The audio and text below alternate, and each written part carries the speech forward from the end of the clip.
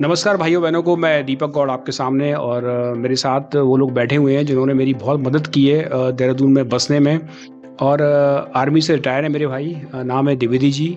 और इन्होंने ही हमें बुरे समय में यहाँ पे बुलाया। मैं इस इंटरव्यू को क्यों कर रहा हूँ ये ज़रूर जान लें, क्योंकि कई बार क्या होता है कि हम लोग दूर-दूर से चीज़ें देखते हैं और हमें ऐसे लोगों के बारे में कम पता चलता है जो लोगों की वाक़ई में मदद करना चाहते हैं। और ये उनमें से ऐसे लोग हैं जिन्होंने खुद मुझे कॉल करके अपने घर बुलाया और अपना जो मकान मुझे रेंट पे दिया। बहुत सी चीज़ें इनके बारे में जानेंगे और शिमला गाँव के बारे में भी जानेंगे, क्या वहाँ पे चल रहा है आजकल। कहाँ काम करते हैं आप? कहाँ से इसमें जॉब कहाँ करते हैं? मैं एफआरए में भैया। एफआईआर में हाँ करते हैं। जी। इससे पहले आप भूतपूर्व सैनिक हैं, जी भैया। रिटायर्ड, हाँ जी, हाँ जी। राइट। और आपने देहरादून में अपना खुद का मकान बनाया है। हाँ जी, अभी बनाया। कब बनाया है मकान? ये मई में तैयार हो गया था भैया। मई में तैयार हो गया था। मई में बुक कर दिया था तो कितने पैसे खर्च हुए आपके? पैसे खर्च तो तकरीबन 55 लाख के लगभग। लाख हो गए, राइट। हाँ ठीक जी। है, तो आपका गांव कहाँ है? गाँव है हमारा बिंदाला। दरीताला कहाँ पे है? ये लैंसडाउन के नज़दीक पड़ता है। वेस्ट जोन के नज़दीक है। तो आपने वहाँ मकान क्यों नहीं बनाया या कोटद्वार में क्यों नहीं बनाया?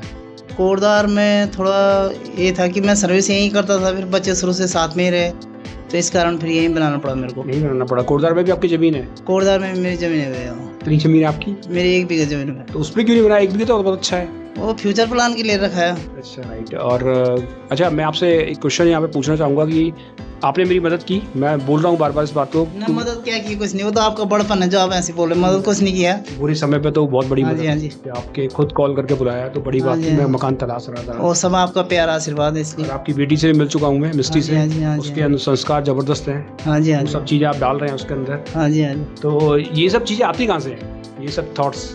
अब थ्रोट्स तो क्या है कि पहले सर्वप्रथम बच्चों के जो टीचर्स होते हैं, मेरे ख्याल से पेरेंट्स ही होते हैं। पेरेंट्स जैसे सोचेंगे, जैसे बोलेंगे, तो बच्चों पे उसका बहुत प्रभाव पड़ता है।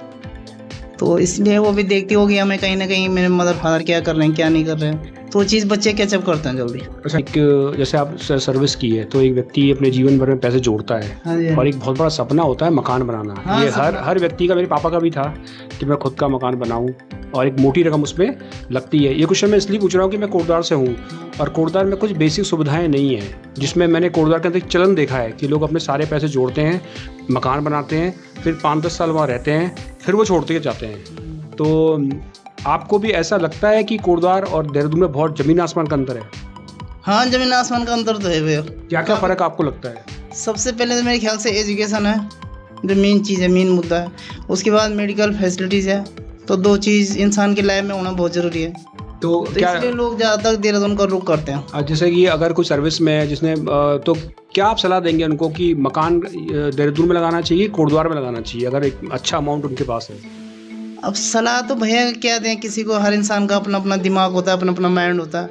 अब कोई कोटद्वार छोड़ के गढ़वाल भी जा रहा है, कोई गढ़वाल छोड़ कोटद्वार आ रहा है, कोटद्वार छोड़ के जैसे बेसिक रिक्वायरमेंट होती है, जैसे कि आपके पास हॉस्पिटल्स होने चाहिए। बीमार तो आदमी आजकल हो ही रहे हैं, ऐसा नहीं कि आदमी बीमार नहीं हो रहे हैं। अगर आपने एक, जैसे हमने खुद अपना सारा पैसा वहाँ लगा दिया और अब हम यहाँ दर दर भटक रहे हैं, तो उसी में जानना चाह रहा हूँ। तो उसी बेस पे मैं बोल रहा हूँ कि यहाँ पे हॉस्पिटल और एजुकेशन बहुत ज़रूरी है, अच्छा है यहाँ पर। अच्छा, मकान बनाने समय किन बातों को ध्यान रखना चाहिए अगर कोई व्यक्ति कोटद्वार से देहरादून बनाना चाहता है? मकान बनाने के लिए तो क्या है कि सर्वप्रथम फैमिली मेम्बर यही देखता है कि लोकेशन बढ़िया हो, अपने आसपास। जैसे हम लोग खुद गढ़वाली है तो जहाँ तक आदमी अपनी गढ़वाली लोगों से वो रहता है कि चलो साथ में 2-4 बंदे हों तो अच्छा रहता है। फिर नज़दीकी स्कूल हो गया, हॉस्पिटल हो गया और बच्चों का स्कूल हो गया। आपको कैसा लग रहा है यहाँ पे प्रेमनगर में?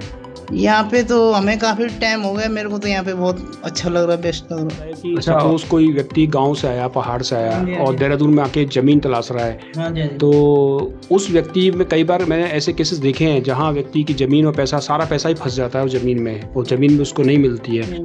तो अगर आप ऐसा माने कि बिल्कुल नया आदमी है, वो कुछ नहीं जानता किसी चीज़ के बारे में, उसको किन चीज़ों का ध्यान रखना चाहिए ज़मीन लेने से पहले बड़ी सिटी के अंदर, खासतौर से देहरादून के अंदर? ज़मीन लेने के लिए सर्वप्रथम वो है उसकी रजिस्ट्री और उसके जो दाखिल खारजा होते हैं वो थोड़ा चेक कराए वकील से। जब तक कंफर्म ना हो तब तक अपने पैसे ना फंसाए। पैसे फंसा दिए तो उसके बाद वापस लेना मुश्किल है। ऐसा होता है देहरादून में? अब होता होगा, हुआ भी होगा किसी के साथ, ये हम बता नहीं सकते कि किसके साथ हुआ, पर होता रहता है। ऐसा बच के रहना चाहिए सब चीज़। बच के रहना हर चीज़। इनकी गली है और ये पूरी गली आप देख सकते हैं, इसी तरह के मकान यहाँ पे बने हुए हैं। तो इस पूरे मकान को खरीदने का कॉस्ट था 55 लैक्स, जो अच्छा खासा अमाउंट है। पर वेल डेकोरेटेड गली है, पैर रखने की जगह यहाँ पे नहीं है कहीं पे भी। सारे प्लॉट तकरीबन बिके हुए हैं मकान, बने हुए हैं और जगह है राघव बिहार, जहाँ पे इस समय मैं मौजूद हूँ। अब देखते हैं द्विवेदी जी का घर कैसा है, वही घुमाएंगे अपना घर। अब द्विवेदी जी आपको घुमाएंगे अपने सपनों का घर, जो बहुत मुश्किल से बनता है, उन्होंने बना लिया, बहुत खुशी की बात है। तो किचन का है भैया, ओपन किचन है ये हमारी बालिका है हाय मिस्टर अस्मिता द्विवेदी, लंच की तैयारी चल रही। और ये है इन दोनों बच्चों का कमरा, एक प्रैक्टिस हो रही है, आराम से लगी हो भी। इसका नाम क्या है? इसका नाम है गरिमा द्विवेदी। और ये कैसे मोबाइल में? ये मोबाइल में व्यस्त हो रखे है। और मिस्टी बताओ अपना घर। तो ये मेरा रूम है, मेरा और मेरी बहन का। तो ये कलर्स भी मैंने चूज़ करे थे और ये जो प्रिंट है वो भी मैंने चूज़ करा था। और ये मेरी बहन है, नमकीन खाते खाते फ़ोन देख रही है। फैला ही है थोड़ा हमारा घर, कल रात को पढ़ रही थी तो बुक्स भी यहीं पड़ी हुई हैं। और ये गिफ्ट मेरी दोस्तों ने दिया है मेरे बर्थडे पे। और ये मंदिर है और ये थोड़ा स्टडी टेबल है और इसमें थोड़ा स्किन केयर रखा है, मेरा वॉच रखी है। अच्छा, एक कमरा ये है? हाँ जी। राइट। और अगला कमरा? अगला कमरा ये पापा मम्मी का है। द्विवेदी जी का सपनों घर है, पापा मम्मी कमरा है। ये पापा दो कमरे हैं, दो। हाँ। और ये है मेरे पापा की पहले की फोटो। कौन जॉब करते थे? आर्मी में? हाँ। राइट। अब वो FIR में जॉब करते हैं। हाँ, ये शादी की है, ये मेरी है, 4 साल की थी तब। ये तुम्हारा टेलीविजन? हाँ।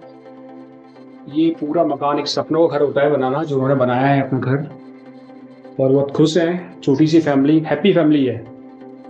ये ऊपर मेरे दादा दादी की फोटो है इधर। और ये बुआ। चलो, ये तुम्हारा किचन? ये हमारा किचन है। और ये मम्मी का प्लांट है। ओ, ये मनी प्लांट सा प्लांट है। हाँ। तो ये थी मिस्टी का पूरा घर।